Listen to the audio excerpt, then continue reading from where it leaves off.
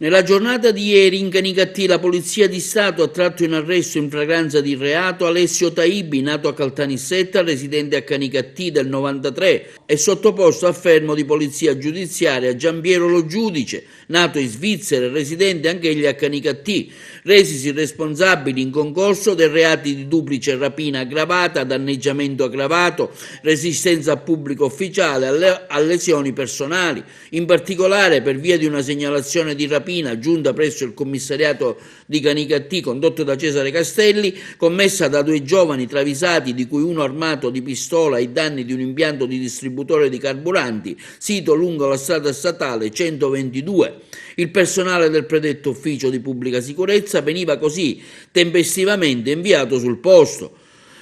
I poliziotti in servizio di controllo del territorio effettuavano un percorso alternativo alla strada statale 122, noto per essere stato utilizzato dai rapinatori quale via di fuga dagli autori di altre rapine ai danni del medesimo e di altri impianti di distribuzione carburante. L'intuizione degli agenti della Polizia di Stato si rivelava proficua, poiché in una strada sterrata della contrada Vecchiadama riuscivano così a intercettare un furgone di colore bianco con cui i rapinatori si erano allontanati subito dopo la rapina.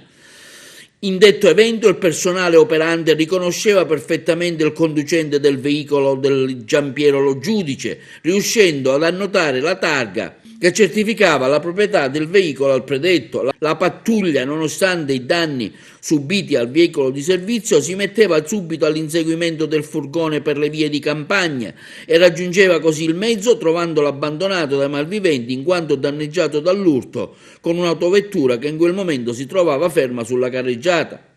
I rapinatori, non potendo proseguire la fuga col predetto furgone, mediante violenza sul proprietario della macchina precedente, un anziano signore di Canicattì che riportava lesioni traumatiche, si appropriavano della citata vettura scappando. I malviventi venivano tempestivamente rintracciati, nascosto nei pressi di un solare di campagna, identificato il sopraindicato Taibi è tratto in arresto. Il personale dell'ufficio di pubblica sicurezza di Canicattì, unitamente a quello della squadra mobile, si poneva quindi alla ricerca in tutto il territorio comunale di Giampiero Lo Giudice. Purtroppo, come ho detto in conferenza stampa, abbiamo registrato un notevole incremento dei fenomeni delittuosi, in particolare delle rapine, però l'attenzione è alta, l'attenzione investigativa di questi uffici, la scuola mobile, il commissariato, della questura di Agrigento è altissima su questo fenomeno e proprio il bel risultato dimostra che raggiungiamo degli obiettivi e arrestiamo in flagranza reato questi soggetti che ahimè sono dediti a questi reati e che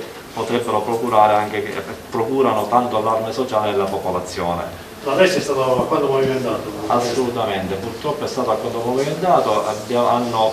commesso ben due rapine, perché non solo quella al distributore carburanti, ma poi hanno, durante la fuga, si sono impossessati con la forza, picchiando selvaggiamente un povero anziano e togliendogli l'autovettura per permettere un'ulteriore fuga, in quanto il loro mezzo, che era un furgone, si era guastato. E quindi hanno commesso la rapina, hanno commesso il reato di resistenza a pubblico ufficiale agli agenti, speronando l'autovettura e provocando delle lesioni anche a uno degli agenti. Insomma, è stato alquanto movimentata, però fortunatamente ha avuto un bel successo e ricordo che uno dei rapinatori si era dato alla fuga, non è stato acciuffato dopo diverse ore, ma è stato portato in carcere. Dove era fatta la rapina? È un distributore di carburanti lungo la SS 122. Canicattì e tutto l'Interland ormai sono interessati da queste continue irruzioni di rapine. Potrebbero esserci dei legami con il fatto di ieri? Beh, ancora è presto, certamente ci sarà uno sviluppo dell'attività investigativa proprio per vedere se questi soggetti sono collegati alle numerose rapine che sono state commesse sia a Canicattì ma anche nei paesi vicini, vi ricordo Ravanusa, Campobello, Licata, Sommatino, Riesi, e potremmo avere ulteriori sviluppi della vicenda. C'è stato il grande intuito dei ragazzi della Volante, i quali non si sono recati, appresa la notizia della rapina, non si sono recati subito sul posto della rapina, ma hanno preso delle trazzere, delle strade di campagna, di una contrada di campagna di Canicattì, dove solitamente viene utilizzata come via di fuga dai rapinatori.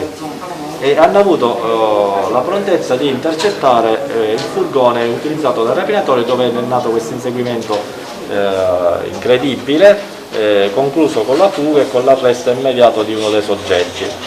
L'altro, come abbiamo detto, l'abbiamo trovato in un tetto nel centro storico che cercava di tentare la fuga, ma è stato prontamente arrestato dalla scuola mobile e dal commissariato di polizia.